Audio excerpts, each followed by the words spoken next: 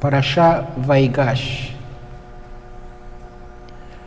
Vou ler o resumo. A Parashá Vaigash começa com a súplica ardorosa de Yehudá ao poderoso governante egípcio Yosef, ainda disfarçado, pela vida de Bineamim, alegando que Jacó certamente morreria de dor se perdesse o filho mais jovem. Yehudá se oferece para permanecer no Egito como escravo no lugar do irmão mais novo. Yosef então decide revelar sua identidade e seus atônitos irmãos, perdoando-os por vendê-los como escravo anos antes, declarando que enviá-lo ao Egito era parte do plano divino de preparar a sobrevivência na época de escassez. Yosef então os envia de volta para a terra de Israel, carregados de presentes, pedindo que tragam Jacó e sua família para o Egito, onde viveriam na província de Goshen. Antes de Jacó partir, Deus aparece a ele, reafirmando-lhe que ele os acompanhará e que, ao final, retornarão à terra de Israel como uma grande nação. Presta atenção nesse pedacinho aqui, que daqui a pouco eu vou falar dele de novo. A gente falou, se não foi semana passada, foi na anterior. Quando Deus aparece para Jacó, antes dele partir, reafirmando que ele, Deus, acompanharia. E que ao final eles retornariam à terra de Israel. Após 22 anos de separação, Jacó finalmente se reúne com seu amado filho Yosef e juntos vão ao encontro do faraó. A porção semanal termina descrevendo como Yosef usou seus vastos poderes para amealhar quase toda a riqueza do Egito para o tesouro do faraó. Então, essa foi o resumo. Agora, que página que está aí?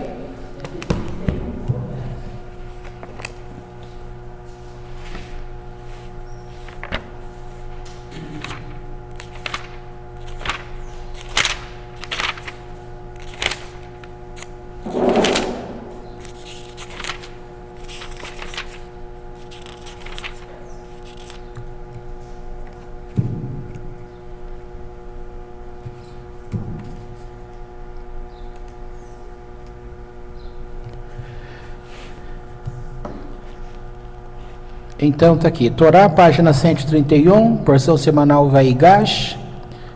E chegou-se-lhe Judá, e disse: rogo, meu senhor, que fale teu servo uma palavra na presença de meu senhor, e não se acenda tua ira contra teu servo, porque tu és igual ao faraó. Meu senhor perguntou a seus servos, dizendo: tendes pai ou irmão? Dissemos a meu senhor: temos pai velho, e filho da velhice, pequeno, e seu irmão morreu, e ficou somente ele. De sua mãe, e seu pai o amou. Disseste a teus servos: fazei-o descer a mim, e porei os olhos sobre ele. Dissemos a meu senhor: não poderá o moço deixar a seu pai, e se deixar a seu pai, morrerá. E disseste a teus servos: se não descer vosso irmão menor convosco, não tornareis a ver meu rosto. E quando subimos a teu servo, meu pai, e anunciamos-lhe as palavras de meu senhor, disse nosso pai: voltai, comprai para nós um pouco de alimento. E dissemos: não podemos descer. Se vier nosso irmão menor conosco, desceremos, pois não podemos ver o rosto do homem se nosso irmão menor não está conosco. Disse teu servo, meu pai, a nós: vós sabeis que 2 filhos deu à luz minha mulher, e saiu um de perto de mim. E eu disse: certamente ele foi devorado, e não o vi até aqui. E tomareis também este de perto de mim, e se lhe acontecer algum desastre, fareis descer minha velhice com tristeza à sepultura. Agora, como irei a teu servo, meu pai, se o mancebo não está conosco? E sua alma está ligada à alma dele.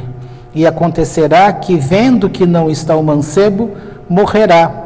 E farão descer seus servos, a velhice de teu servo, nosso pai, com angústia, à sepultura.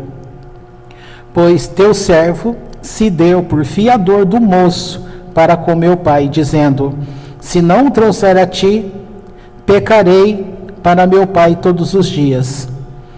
E agora fique, rogo, teu servo em lugar do moço, como escravo de meu senhor. E o moço suba com seus irmãos, porque como subirei a meu pai, se o moço não está comigo? Quiçá veja o mal que acontecerá a meu pai. Veja que é uma arma muito bem engendrada, né, pelo José. Então vamos começar com uma notícia boa. A notícia boa é que quando José é separado do pai, naquele famoso dia que era para ir lá levar comida, ele estava com 17 anos. Se a gente pegar a data real de 17 anos, aqui vai dizer depois que quando os dois voltam a ter o encontro, pai e filho, eles vão permanecer juntos 22 anos, tá? Então aqui uma coisa assim, não precisa ser nada de cabalá, não precisa ser nada criativo, basta você ver que a parte boa foi maior do que a separação. A união, o tempo de estabilidade acabou sendo maior do que o tempo de separação. Você fala, mas foi muito pouco, né? E a questão não é pouco ou muito, a questão é que você pegue como uma partícula psicológica e você aprenda a ver as coisas sempre do ponto de vista positivo.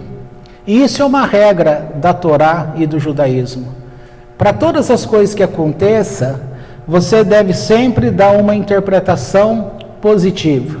Por mais que seja dificuldade você procurar onde está o positivo disso, procure, você vai encontrar.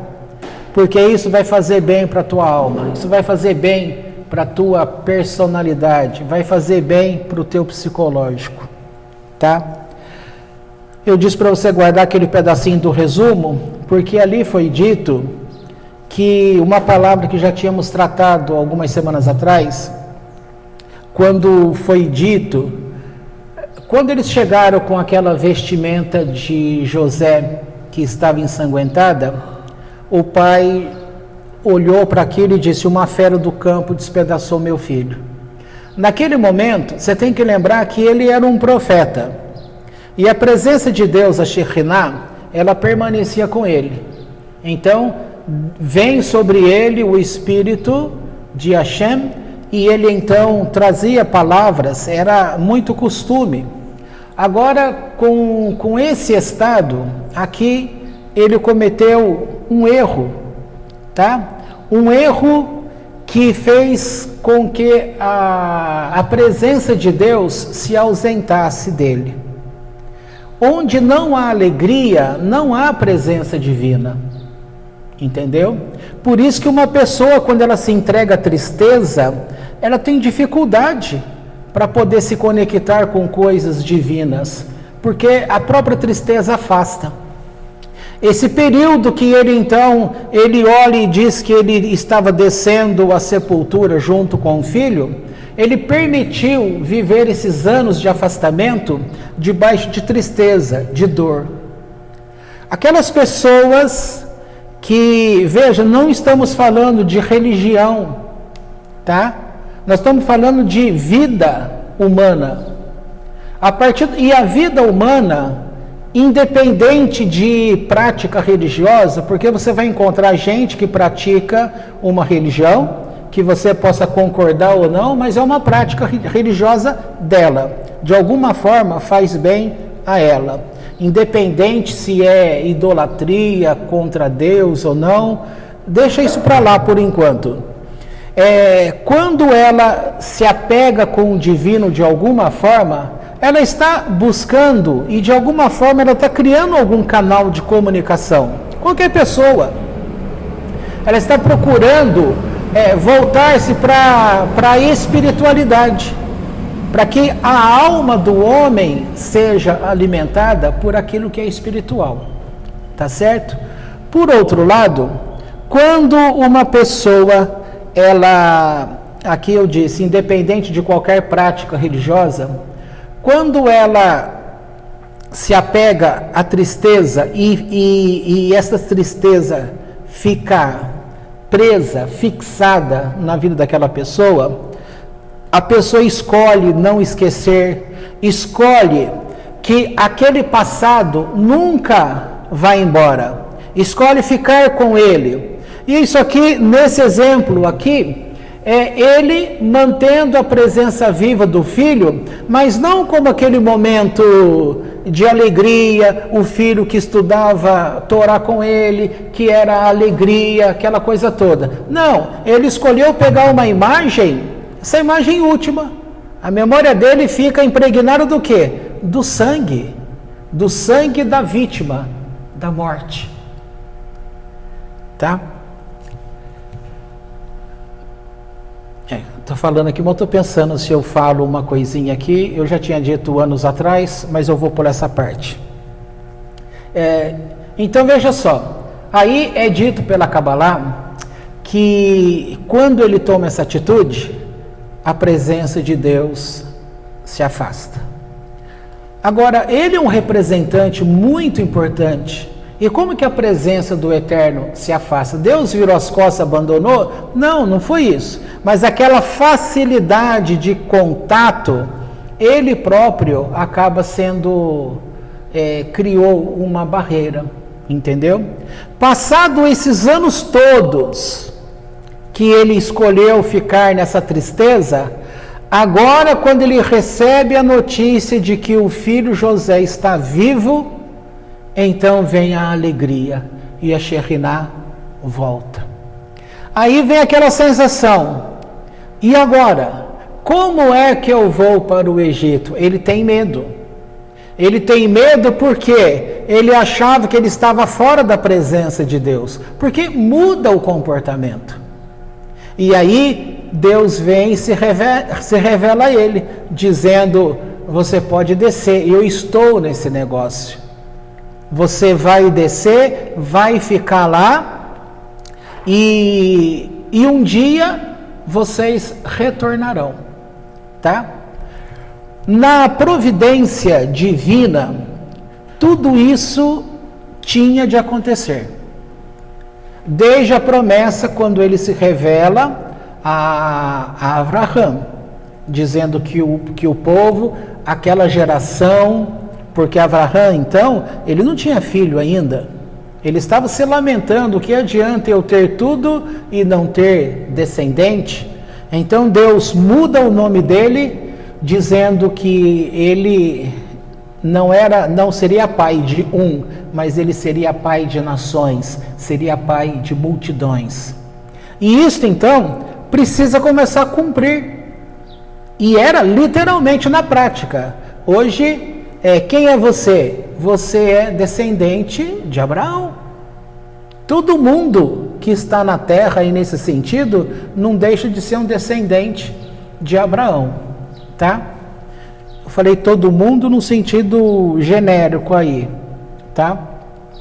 Bom, porque depois as nações, nós vamos pegar, que nem aqui, o Y, tá? Aquela letrinha nossa aí, a letra Y.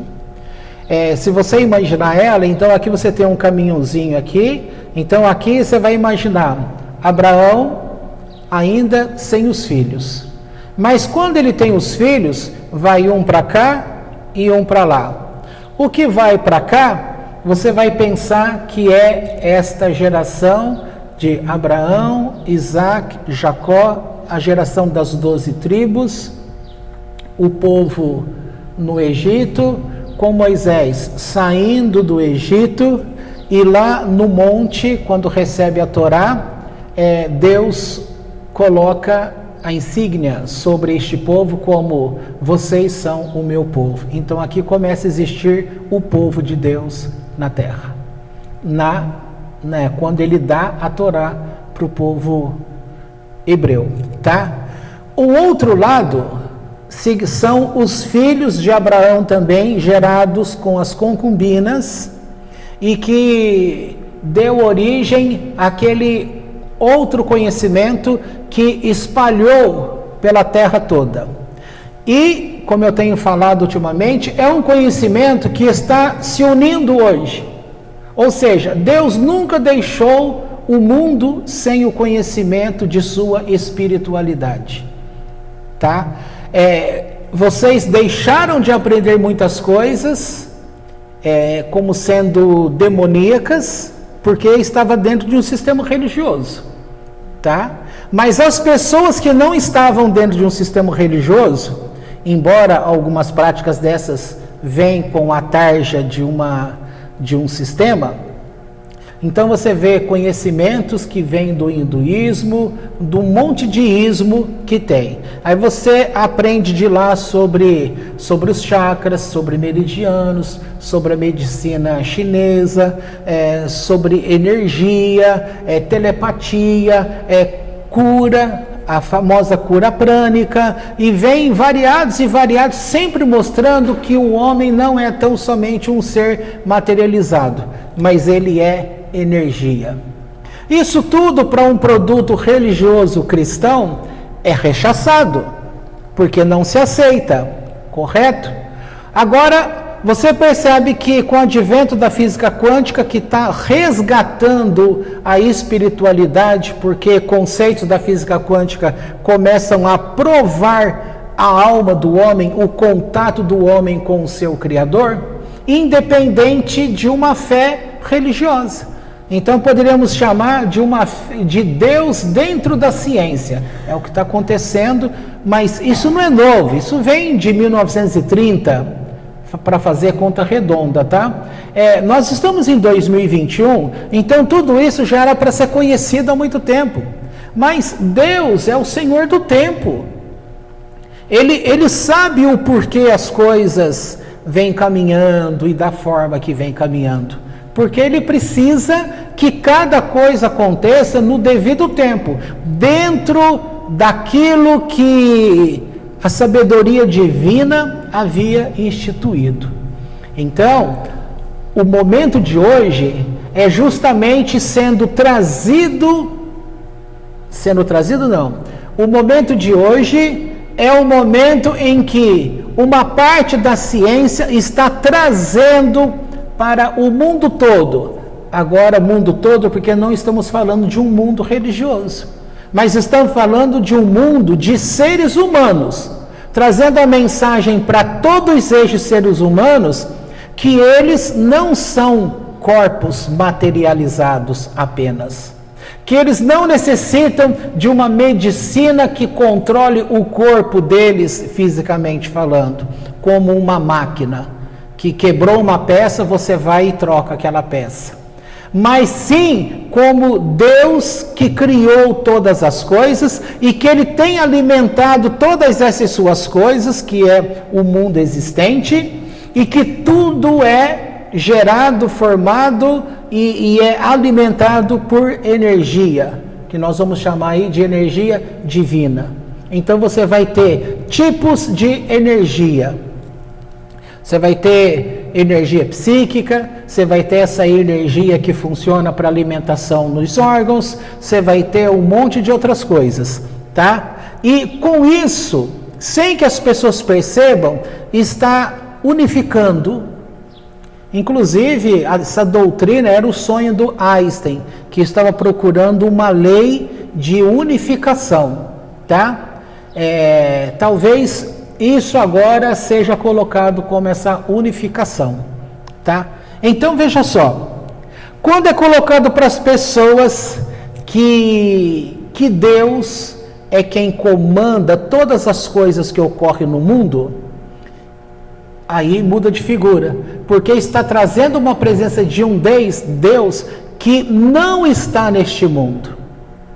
Porque a física sempre falou que como você vai trazer um agente de fora, sendo que há um princípio conhecido que é conservação de energia neste universo. Agora, se você pega a doutrina judaica que Deus deu a um povo na terra, e estava escrito lá que ele não faria nada sem antes anunciar ao povo dele. É um pacto de Deus com um povo. Nesse pacto ele traz a explicação aqui mostrando, olha, pode ir em segurança, Yaakov, porque você vai passar um tempo lá e depois vocês vão retornar à terra de vocês. Entendeu? E aí vem uma sequência do plano, porque eles estavam descendo como pessoas e eles retornariam como nação. Eles estavam retornando como um povo formado com nome e ainda sendo declarado como o povo de Deus na terra.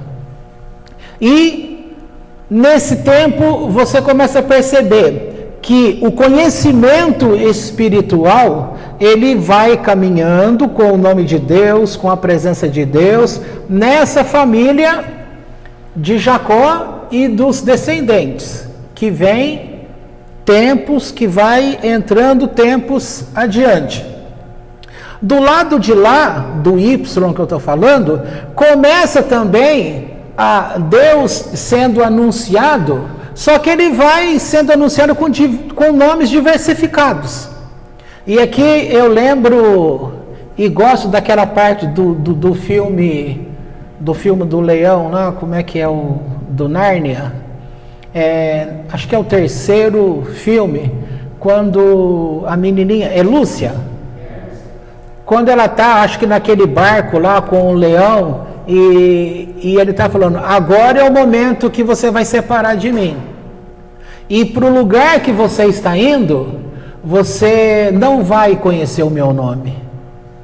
Aí ela faz aquele ar de assustada, né? E ainda pergunta, mas como que eu vou fazer?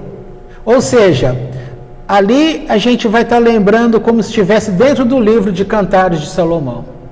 Você tem o casal unido, no caso o leão e a menina, e no caso Deus e a comunidade de Israel, que vai ter que ter uma separação, mas não um abandono, tá? O livro de Cantares é assim que vai mostrar uma separação, porém não um abandono, e vai mostrar a todo momento a dor de amor, a dor de retorno, querendo voltar a sentir aquele comportamento de união, de marido e mulher, tá? Então, nesse sentido, a menina pergunta, mas como que eu vou fazer? Ele fala, calma, você vai procurar me encontrar. Lá eu terei vários nomes, mas eu vou te dar sinais e você vai conseguir saber qual é o meu nome. É a mesma coisa. Nós entramos e ouvimos de Deus variados nomes. Para alguns aqui, um passado recente, os orixás era Deus. Porque se você buscava a presença de Deus num candomblé, por exemplo, aquilo era Deus para você. Mas se você falou, não, Deus não está aqui, eu vou querer agora o catolicismo. Aí vai no catolicismo, você procura exercitar essa tua espiritualidade, porque está dentro de você, essa conexão. Há uma conexão verdadeira com Deus, mas aí aquilo que você sente, ou até o nível que você conhece, você vai começar a procurar do lado de fora. E aí você vai perceber sinais. Algumas coisas vão servir, você vai buscar, vai passar ali talvez anos da vida, até descobrir que, não, isso aqui não preenche mais, não é essa a verdade. Aí você vai procurar outra coisa. Até que Deus vai revelar para você o nome, tá?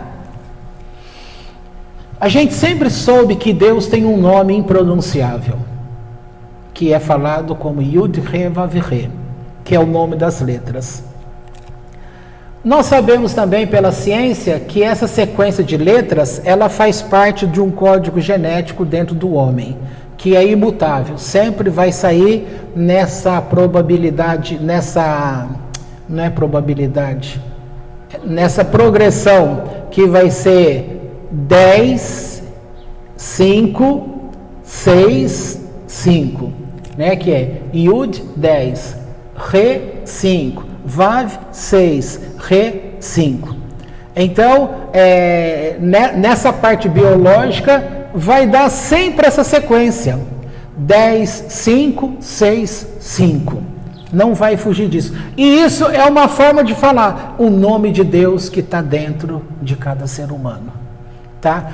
Por outro lado, há esse nome de Deus dentro de nós, que aí eu não estou falando no sentido biológico, mas estou falando no sentido espiritual. Tá? Nós viemos de cima, e nós viemos de um lugar que é fora da Terra, fora desse ambiente criado. Então, para usar a linguagem técnica da física de hoje, ela vai falar, então, se existe essa espiritualidade, como é que faremos em relação com essa questão comunicação local, não local? Local significa que uma comunicação ela tem que percorrer uma distância, tá? Agora, como que você vai ter uma comunicação instantânea? Como que você vai ter um salto quântico, que é chamado assim como descontinuidade? Você está aqui, de repente você está aqui. Você não consegue ver como que eu saí daqui e cheguei aqui. Você não consegue ver esse intervalo. Daqui você já está aqui. Começaram a pensar muito nessas coisas, entendeu? Outra coisa que se pensava é que há uma conservação da energia, não há alteração. Então, se não há alteração, como que pode ter uma comunicação de fora? Ora, a religião pode falar que Deus está aqui neste mundo. Mas ao mesmo tempo você percebe que as pessoas vivem como se estivessem separadas de Deus.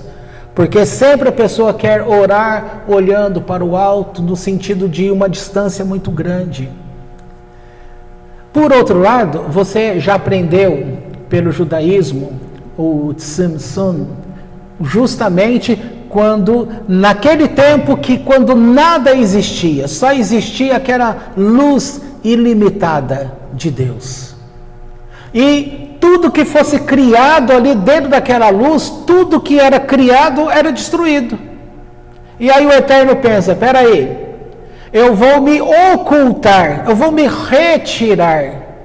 Eu preciso fazer uma ocultação, porque senão não tem como existir criação.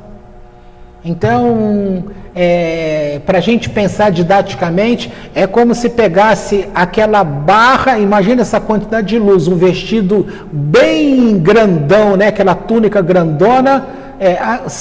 Veja só, se você pensa do jeito que eu estou falando aqui, a gente acaba limitando Deus. Deus não é limitado por nada. Por isso que é difícil começar a falar sobre Deus, porque em todo tempo nós vamos, por mais que a gente queira mostrar um Deus infinito, a gente começa a limitar Deus, porque nós temos uma mente limitada, finita. Deus é infinito. Mas ainda para a gente ter um conceito para compreender um pouquinho, a gente tem que apelar por essa imagem mais didática. Então você pode imaginar essa túnica, todo mundo tem noção do que é a barra da calça. O que é a barra da calça? Você pega aquele pedaço do pano, que faz parte do todo, dá uma dobradinha assim para o lado de dentro e passa a linha, a costura, não é isso? Então aquele pano que fez assim e foi costurado aqui, veja que ao mesmo tempo ele pertence ao todo, mas ao mesmo tempo ele está separado do plano de cima. Então a ideia aqui é essa. Esse mundo, ele pertence ao todo, mas ele está por um lado e pela ciência ele está separado desse todo. Agora, a pergunta é, como que essa consciência suprema, que é Deus, que é de fora, vai fazer o colapso no nosso mundo existente? Para nós tudo isso é tranquilo, porque nós sabemos que esse pedacinho faz parte do todo, e nós sabemos também que pelo processo da criação que Deus estabeleceu, Ele precisou se ocultar. Portanto, é verdade que Deus está fora desse sistema que foi criado. Deus está fora, Ele é o Criador, Ele tem a emanação dele que chega até nós, mas Ele próprio não pode chegar até nós, porque essa luz dele forte iria destruir tudo e a todos, tá? Então, vejamos, quando Yosef fala para eles, os irmãos, então vamos fazer uma ligação. Os irmãos lá na época, quando ouviram os 2 sonhos, brigaram com ele e disseram o quê? Você está achando que nós vamos ajoelhar diante de você? Esquece, menino mimado, né? Ou, para falar como Ziraldo, menininho maluquinho. Esquece, isso não vai acontecer. Mas agora a gente está vendo. Aconteceu já. Porque quando eles chegaram sem ser reconhecidos, a primeira coisa que eles fizeram foi ajoelhar. Se inclinaram. Mas depois aconteceu com a reunião de todos, se inclinaram. Agora, com esta revelação, eles estavam falando em hebraico e eles estavam trazendo a marca do seu pecado. Carregar o pecado, carregar o erro, carregar a culpa, não faz bem para ninguém. Sabe por quê? Porque tudo que acontece na tua vida, que pode ser uma determinação divina, porque Deus, Ele controla o mundo e Ele não tem que te dar satisfação do porquê das coisas. Tem coisas que a gente fala, como a gente brinca aí, por que tem o pernilongo? Por que tem a barata? Entendeu? Por que tem determinadas coisas que para você são nojentas? Mas é criação de Deus. É um propósito. Se existe, é porque tinha de existir. Mas quando se pensa assim, vem aquela lei do conformismo, de que quando você não sabe explicar, você apela para um dogma, para uma fé, etc, etc, etc. Entendeu? A questão não é isso, a questão é você entender que há a determinação divina. Tem coisas da determinação divina que Ele simplesmente decreta. E ninguém precisa ter satisfação.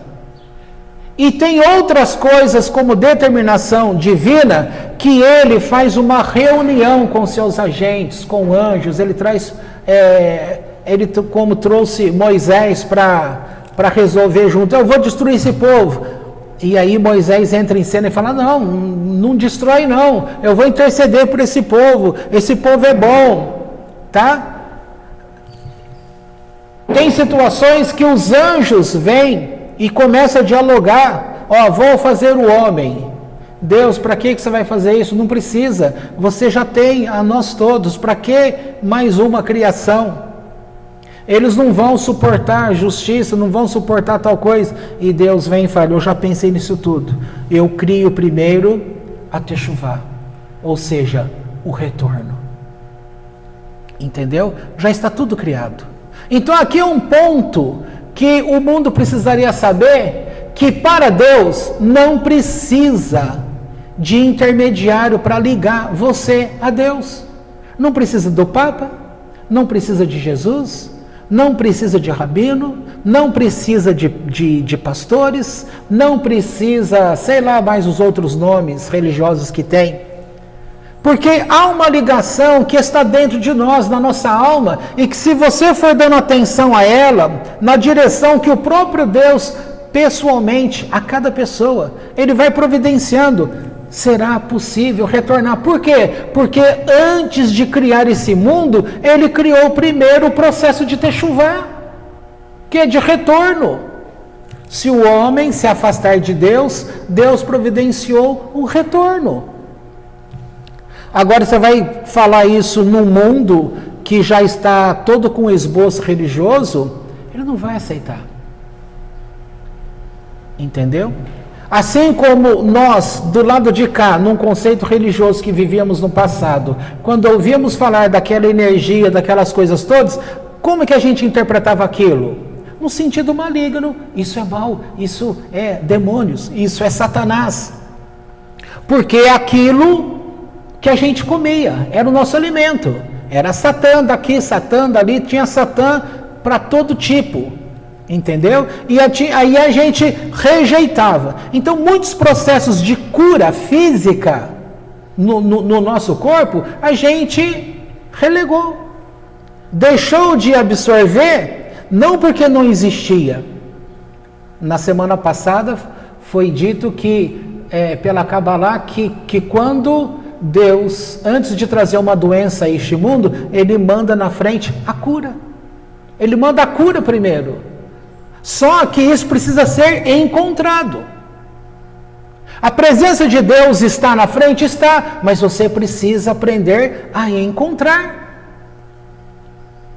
Mas as pessoas querem que tudo venha a elas, sem um tipo de trabalho. Por isso que as situações aí de filosofias, de técnicas, de sabedorias, que nem é chamado como religião, para não confundir com a religião cristã, com a religião não sei o que, são chamadas de técnicas, mas acaba sendo a mesma coisa. E neste sentido, vem do lado de lá, o que você faz? Rejeita, por causa de um conceito. Tudo vem com um conceito. Aí, gente, o trabalho que a Torá faz com o povo judeu, por isso que criança começa a estudar a Torá com 5 anos de idade. Nós não tivemos esse privilégio. Nós fomos estudar na escola normal, livros normais, recebemos a política desse país, o que poderia ser estudado nesse país, e você vai e você acaba ficando com a religião dominante do país. Então aqui você tem 3 forças praticamente: a espírita, que é forte no país, o catolicismo, que é forte no país, e hoje o braço do protestantismo, o evangélico, que é forte no país. Você tem um monte de outras coisas, mas essas 3 é como se fossem forças dominantes. Se uma pessoa vai querer escolher uma religião para a vida dela, ela vai ser tentada a escolher uma dessas 3, porque é o que mais aparece. Mas é só isso que tem? Não, tem um monte de coisas. Então você tem aquilo que aparece como nome religioso e você tem aquilo que aparece como nome não religioso. Aí a partir do momento que você pega a birra e sai desse lado de cá como religião, e você fica com ojeriza, não quer ter o nome religião vinculado.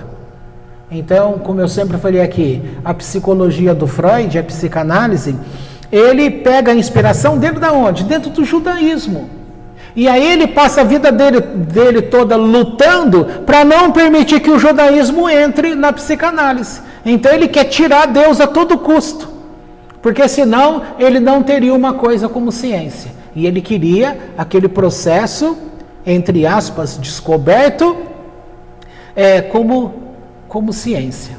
E aí, voltando para o ponto que eu estava falando, José, que era falante de hebraico, porque ele faz parte do povo, os irmãos não sabiam, porque não tinham reconhecido, já tinha cumprido o sonho, porque eles se curvaram diante do irmão, sem saber que era o irmão, que agora ele está como vice-rei no Egito. Ele está vendo o sufoco que os irmãos estão passando, porque ele queria testar se os irmãos tinham evoluído no sentido de personalidade. E aí ele começa a ouvir Rubem falando: olha, essas coisas que estão acontecendo com a gente é porque, lembra, nós fizemos tal e tal coisa com o nosso irmão. Eu disse para vocês que nós não deveríamos fazer aquilo. Dois irmãos procuraram salvar José naquela época, que foi o Rúben e foi o Judá. Yehudá. O Judá, ele sempre teve como liderança no meio dos irmãos, sem ter sido um primogênito, tá? E José está ali observando, olhando, e está lá escutando eles falando, tudo isso aconteceu com a gente, nós estamos sofrendo. Ou seja, quantos anos eles estavam sofrendo? Que o pai estava sofrendo e teve um afastamento de Deus, ele provocou esse afastamento, e isso já foi dito. Agora, os irmãos, tendo esse comportamento de que eles não superaram as suas falhas, eles estão dizendo que tudo que está acontecendo no aqui e agora só está acontecendo como punição daquilo que eles fizeram. Você está pegando o passado e está continuamente fazendo ele ser o seu presente. E você está deixando de viver coisas novas no presente por ficar apegado ao passado, porque você está determinando que qualquer coisa ruim que aconteça com você hoje está conectado com aquele passado. Mas isso pode ser assim, como pode não ser assim. Tem coisas que acontecem porque alguém está amarrado àquela energia que ficou, né? Mas tem situações ruins que são situações novas, que faz parte desse momento atual da história. Porque nesse momento atual da história, ainda tem que continuar a aparecer doenças, tem que continuar a aparecer cura, tem que continuar a aparecer milagres, tem que continuar a aparecer coisas boas, tem que continuar a aparecer coisas ruins. Mas se a gente ficar nessa coisa pequena de pensar assim, isso aqui aconteceu por causa disso, sempre nessa coisa de causa e efeito, então está acontecendo essa coisa ruim comigo hoje, porque eu fiz uma coisa errada no passado. E aí vem aquela pergunta, por que coisas ruins acontecem com pessoas boas? Porque tem gente que nasce e sofre a vida inteira. Por que tem pessoas que nascem e elas, sem esforço, a vida parece que é bela para elas? Tudo acontece. Aí vem aquelas frases que a gente conhece. Fulano nasceu numa fase favorável da lua, né? Virado para a lua. Fulano já nasceu... já está invertido, né? Porque fala, olha, quando nasceu estava uma briga só. Então você vai encontrar um monte de coisas. Se você parar e ficar pensando e determinar, você vai achar razões para um monte de coisa. Eu lembro na época de evangélico, eu gostava muito de um estudo de um pastor batista que faleceu alguns anos atrás, o Russell Shedd. Vocês lembram que um tempo atrás saiu a Bíblia Shedd? Gente, deu tanta confusão essa Bíblia Shedd que tiveram de tirar essa Bíblia Shedd do mercado praticamente. Agora, por quê? Só porque apareceu com o nome Shedd? Não, não pode, porque Shedd lembra a pessoa, que era a pessoa mesmo. Entendeu? Porque a partir do momento que você tem uma Bíblia Shedd, você vai ter que ter uma Bíblia Malafaia, você vai ter que ter uma Bíblia, como é que chama da Universal lá? Edir Macedo? Uma Bíblia Macedo, aí vai ter que ter uma Bíblia, sei lá, Soares, aí você vai ter que ter uma Bíblia não sei mais o que, babá. Tudo isso mostra o que é o ego das pessoas: ciúme, inveja, comércio, poder, dinheiro. Mas ele falava assim, fazendo uma leitura na Bíblia, você consegue, tirando textos do contexto, você consegue provar qualquer doutrina louca que você queira dizer que é bíblica. Se você quiser mostrar que Deus permite o aborto, você vai conseguir provar por textos ali que você tira do contexto, você fala, no versículo tal, diz assim, assado. Entendeu? Então vai acontecendo todas essas coisas. Ora, os irmãos, portanto, eu estou dizendo que eles pegaram o passado e estão mostrando que eles ficaram paralisados. Tá? Isso aí dentro de uma doutrina da psicanálise tem um nome, né? Poderia falar fixação. Está lá fixado naquela fase. Essa energia desse passado, de você maltratar o teu próprio irmão e ser imputado a você, que você matou o teu irmão, que você é um assassino, se você não se perdoar, você vai ficar sempre com uma energia negativa. Tá? O que é o mercado financeiro quando coloca o nome da pessoa no Serasa? Ele não está colocando, não é chamado aí, você que tem um nome negativado. Então as pessoas estão vivenciando uma negatividade na alma. E aí você tem a negatividade financeira, que é diante do mercado financeiro. Você vai fazer um cartão de crédito? Não pode porque teu nome está sujo. Aí você vai vendo que existe então uma sujeira da alma, para usar esse termo do Serasa, é como se houvesse um Serasa para dentro da tua alma. Você está negativado. Agora, por que está negativado? Porque não pagou. Porque não superou aquilo. Porque se você chega à conclusão que você errou, por que você vai carregar esse peso sempre? E aí vem o erro de religiões, porque muitas pessoas que entraram para a religião onde você tem Jesus, que carrega o fardo, a pessoa diz que entregou o fardo para Jesus porque aprendeu que ele pagou o preço, mas a pessoa fala que ela entregou, mas na prática de vida dela, ela continua ainda com o passado dela influenciando o presente dela, causando mal, porque ela não tem uma capacidade de se renovar. O judaísmo diz que Deus está criando e recriando o mundo praticamente a cada segundo. Então, a cada segundo de vida, você tem o direito da parte de Deus de criar tudo novo na tua vida. A cada 3 meses, mais ou menos, você tem a troca de células no teu corpo. Tem situações que dentro de 1 ano todo o teu corpo teve troca.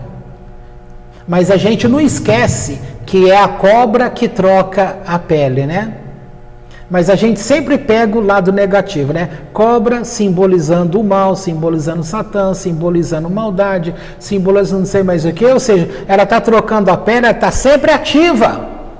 É um conceito que tem dentro das pessoas de que o diabo nunca morre, ele nunca desiste, ele é forte, ele vai estar sempre perto de você, ele vai estar ali à espreita.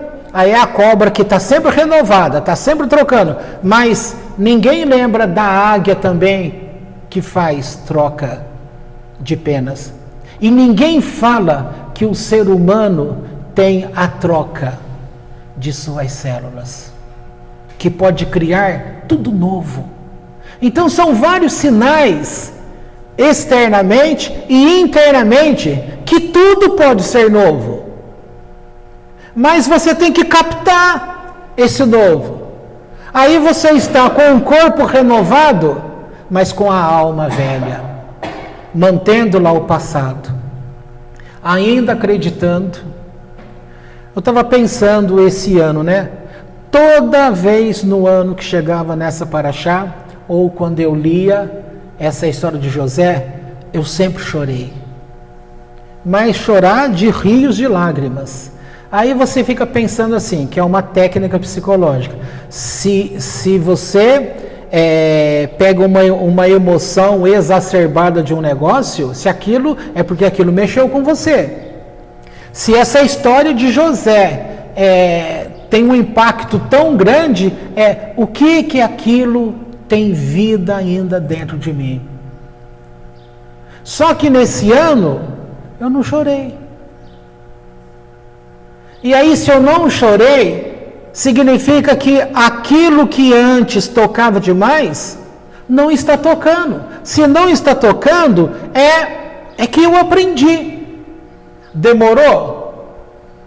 Demorou muitos anos. Mas o importante é que não importa quanto tempo demore. O que é importante é você entender que vai acontecer a transformação. E aqui a gente pode lembrar do Salmo, quando diz assim: o choro pode durar a noite toda, a alegria vem pela manhã. Então você pega noite e dia, luz, trevas, são separações que Deus colocou para governo, para poderes. Você tem um governo que governa durante o dia, que nós podemos chamar de governo dos anjos do bem. E você tem o governo da escuridão, que é o governo que Deus permitiu aos anjos terem autoridade para esse período do dia. Então, você vê a história desse próprio homem que estamos falando aqui, Jacó. Jacó, quando está voltando lá da terra do tio dele, ele começou a ter medo do enfrentamento com o irmão dele, mas isso tinha ficado muitos anos lá atrás, mas o medo ainda continuava, a expectativa, será que ele ainda quer me matar? E aí é onde ele vai montando os equipamentos, montando lá as pessoas, criando para poder, se ele vier e matar, a minha família aqui vai ser poupada. Aí atravessa lá, aí ele esquece alguma coisa, ele vai ter que atravessar aquele rio. E ele fica do outro lado, aí aparece aquele anjo, que é identificado às vezes como o anjo de Esav, ou como o anjo da morte. E ele tem aquela luta, aí ele fala que ele precisa, o anjo fala, eu preciso subir, está chegando o meu tempo. Por que ele precisa subir? Porque ele era um poder da noite. E está amanhecendo o tempo, enquanto tinha o poder da noite, quem que estava reinando sobre Jacó? Ele. Mas quando começou, ele vai enfraquecendo e Jacó vai ficando mais forte. Porque ele sabia que na hora que a luz aparecesse, quem estaria no domínio seria Jacó. No momento das lutas, é assim que a gente vai se ver. Se você permite, como Jacó, que é um exemplo de alguém aí da linhagem de Deus, com força extrema, ele também se permitiu, ainda que seja algo emocional, mas ele se permitiu ficar ligado ao filho pelo amor, em chorar a ausência do filho, em ficar preso ali em amor. Só que isso teve uma consequência. Então atitudes têm consequência, sempre tem, não fica sem consequência. E uma das consequências é o afastamento da profecia. Mas quando acontece esse fato novo, José está vivo, aí ele se renova, aí ele tira aquele afastamento, aí a profecia volta. Eu estarei com você nesse trajeto, porque é assim que vai ser. Só que lá no Egito aconteceu o quê? O José, quando ele chegar lá, ele vai ser honrado na casa de Potifar. Aí está lá, maravilha? Maravilha, mas Potifar tem uma esposa que começa a dar de cima dele e inventa a história porque ele não cede. Aí nessa história de alegria ele vai para dentro da prisão, fica ali 10 anos preso. Aí você vai pensar, como que alguém aguenta ficar 10 anos dentro de uma prisão? E se ele pensasse assim, nossa, os meus irmãos já me colocaram dentro de uma cova com cobras e escorpiões. Agora eu estou novamente dentro de uma cova, dentro de uma prisão. Ele poderia se voltar para Deus e ficar enchendo a alma dele. Deus, o que você quer de mim? Por mais que eu faça o bem, eu fugi da pessoa para não manchar o teu nome. E olha o que eu recebo como paga. Quantas pessoas não falam assim? Mas isso é um tipo de visão que estaria acarretando coisas que não caberiam no momento. Mas, pela sequência, ele pode ter feito isso? Quem sabe? Não sei dizer para você se sim ou não. Mas se ele viu de uma outra forma, ele pode ter superado aquele momento, porque agora na hora que ele vê os irmãos, ele fala assim para os irmãos: gente, a culpa não é de vocês. Isso já estava decretado num plano divino. Deus já havia me escolhido para este momento. Então tudo que aconteceu desde aquele momento que vocês me colocaram na cova e agora vocês estão aqui para que eu dê comida para vocês, eu seja o provedor de todo o mundo, eu estou dando pão para todo mundo, então significa que Deus pensou bem para este momento e me escolheu para esse momento. Só que para eu chegar aqui, eu precisava passar por esses momentos. Agora veja só, se ele não tivesse a perseguição da esposa de Potifar e não fosse para a prisão, ele não iria encontrar o copeiro do faraó. Que foi pelo copeiro do faraó que ninguém conseguia interpretar o sonho e que o copeiro falou: olha, mas eu conheci uma pessoa lá que interpretou o sonho e bateu. Eu estou aqui, eu sou prova viva de que aconteceu, é verdadeiro. Então vamos buscar este homem. É a forma como você está interpretando os teus fatos. Se você olha e fala: poxa, isso aqui me aconteceu porque tinha de acontecer mesmo, só acontece comigo. E aí você está mantendo o passado. A impressão que dá aqui é que ele não manteve o passado com ele. Ele aprendeu a se renovar. Porque qual é o dado que eu tenho para falar que ele aprendeu a se renovar? Porque senão ele não iria aguentar 10 anos de prisão. É a forma de você pegar a tua mente e captar coisas novas. Um filme que eu falei de vocês no passado, é uma moça loira lá que havia aquela organização que escondia os filhos, sumia, para querer colocar para a pessoa que ela nunca teve um filho, e eles usariam o filho dessas pessoas. Ela nunca permitiu. Aí roubava uma história aqui, ela já se apegava num outro ponto. Até que ela fez aquele pacto, entendendo como sendo o mal lá, o capetão, né? E ele falou: tá bom, então você vai imaginar, pode imaginar então, pode resgatar a memória de você tendo o filho. Aí na hora que ela pega aquela imagem, ela estando grávida e tal, ele vai lá e faz assim, ó, pega aquela imagem e sai. Falei: pronto, agora acabou. Ele achou que acabou. Mas nem isso foi capaz de tirar, porque aí ela conseguiu resgatar uma outra imagem. Ou seja, ele diz: toma teu filho, eu não vou conseguir te vencer. Então essa ideia é que não adianta o que vai sendo colocado, seja sofrimento, seja distorção de imagens para você. Você tem que ter a capacidade de sempre enxergar um ponto para o bem. Então, o que eu estou querendo dizer é que a vida de José teve uma sequência de coisas ruins, mas em que em toda essa sequência ele não ficou nelas. Ele foi enxergando coisas novas. E a prova que se tem é para ele dizer essa palavra: tudo isso aconteceu para este momento de agora. Então, tudo que aconteceu não foi para o mal, foi para o bem. Então, muitas coisas ruins que acontecem na nossa vida, ela tem aquele carimbo de coisa para o bem.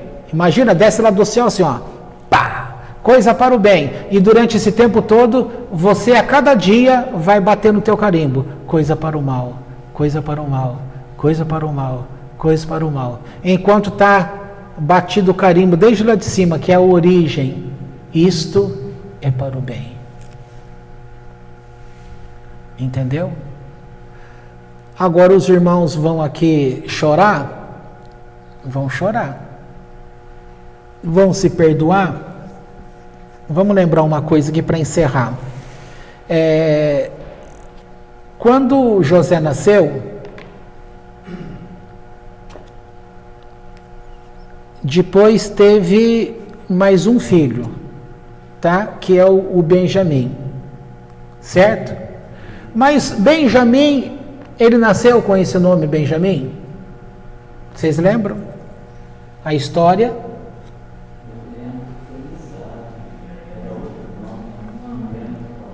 Porque o que acontece quando nasce essa criança? Raquel morre.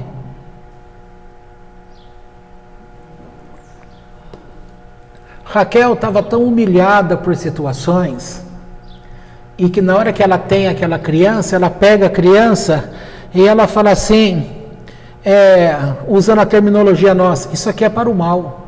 Ela fala, isso daqui é filho da minha tristeza. E morre. Quando chega o histórico para Jacó, o pai, disseram, olha, ela pôs o nome de Benoni, filho da minha tristeza. Ele pega a criança e fala, de maneira alguma, nós vamos ficar com essa criança dizendo que isso aqui é filho da tristeza dela? De maneira alguma. O nome dele vai ser Benjamim. Mudou o nome. Quando José tem 2 filhos no Egito, ele põe o nome vinculado assim, Menaché e Efraim, são os 2 filhos dele. É como se ele dissesse assim, eu esqueci as coisas que me aconteceram, tá? Aí, quando essa criança se apresenta, que já era um homem, porque Benjamim, você fala assim, Benjamim era pequeno. Não, ele não era pequeno, ele era o filho mais novo daquele casamento, e ele era irmão biológico de José. Então José queria testar os irmãos para ver se os irmãos também tinham ciúme dele, se o comportamento depois de terem vendido a José, se os irmãos continuaram naquela prática contra o menino. Só que esse menino cresceu, virou um homem, e ali ele já estava com 10 filhos. Quando José pergunta, e ele fala assim, eu tenho sim filhos, mas como chama esses filhos? E aí ele começa a falar o nome, tal. José fica ali todo emocionado, porque ele fala assim, nossa, por que esses nomes são estranhos? Dando corda.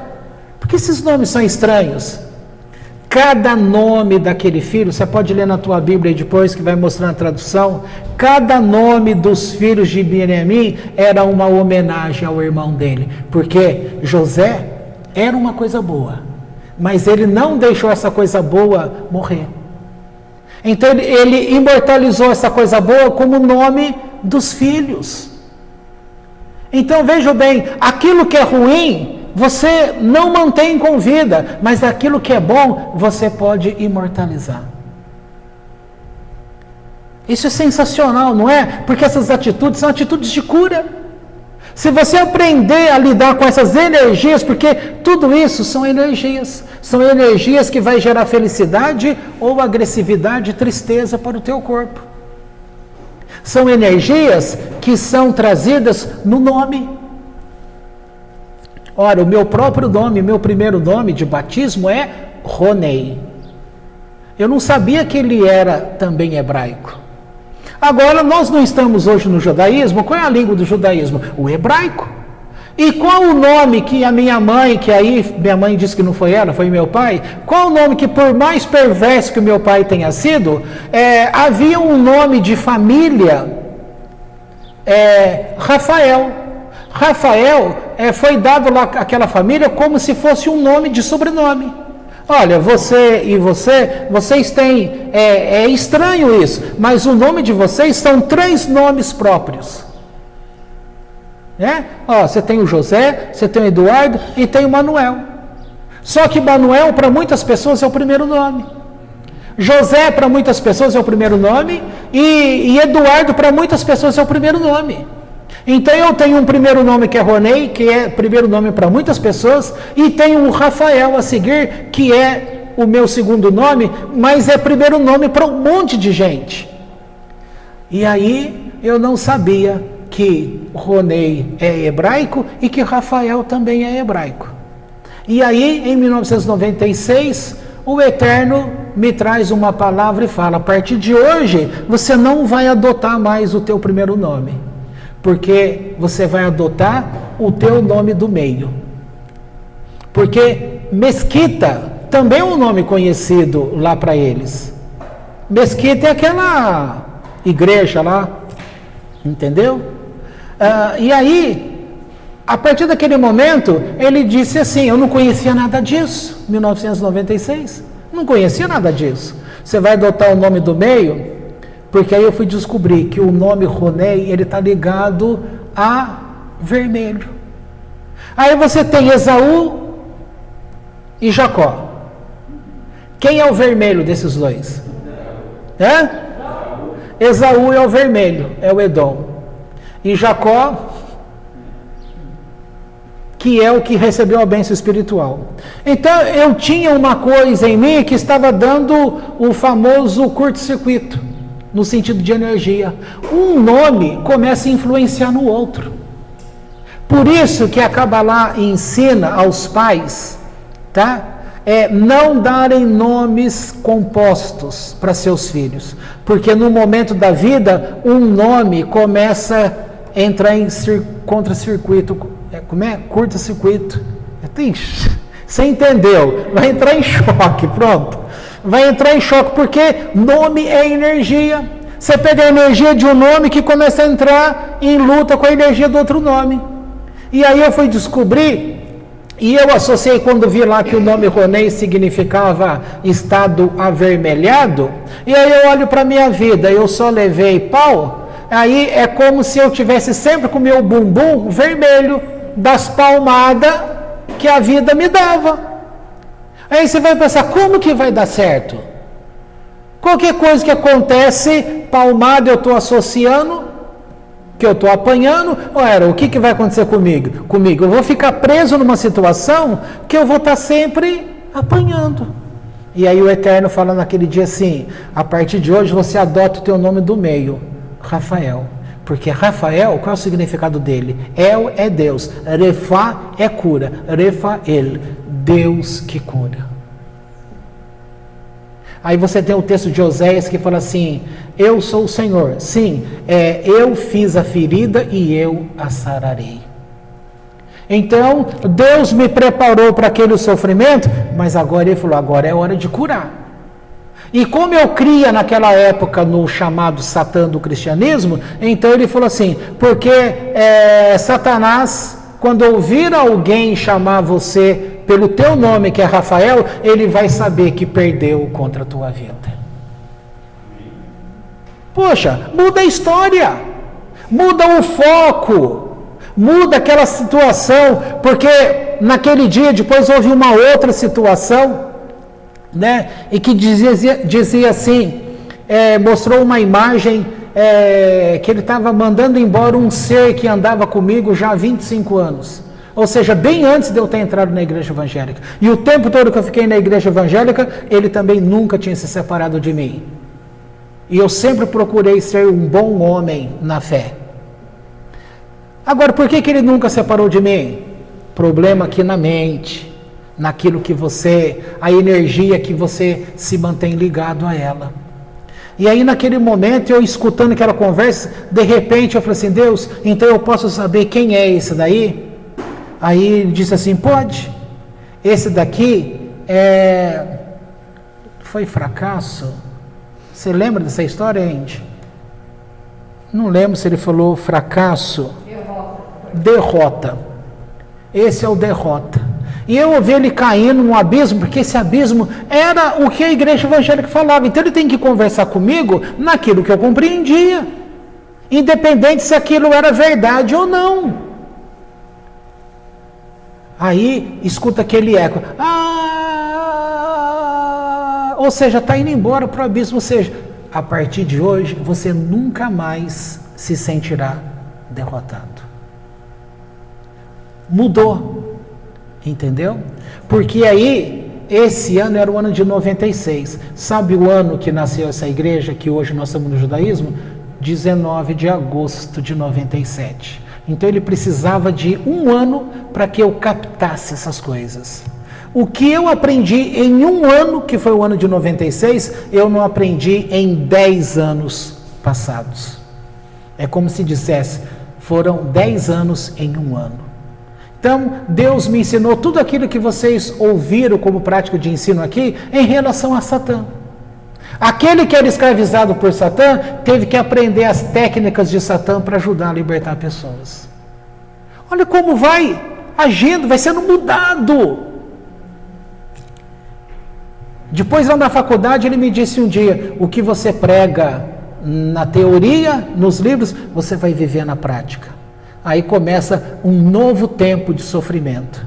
Mas agora, aquilo que era sofrimento vai começar a ser felicidade. Sabe por quê? Porque como a gente está nessa era da cura quântica, agora muda, porque as experiências negativas, a gente começa a aprender que nós temos o poder de dar sentidos novos a essas coisas. E isso também não é o que eu prego na teoria, eu vou viver na prática?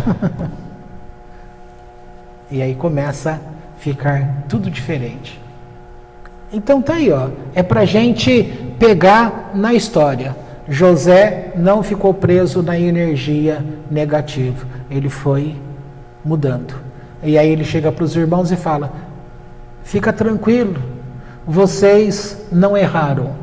Ele não disse que aprovava o que os irmãos fizeram, mas ele falou: vocês querem ouvir de mim que eu perdoo vocês? Eu perdoo vocês.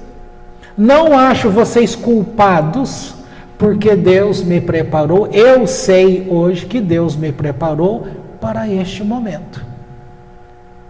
E aí é que está. Na vida de vocês, pode ter certeza, aconteceu transformações, mudanças, em momentos que foi de grande tristeza.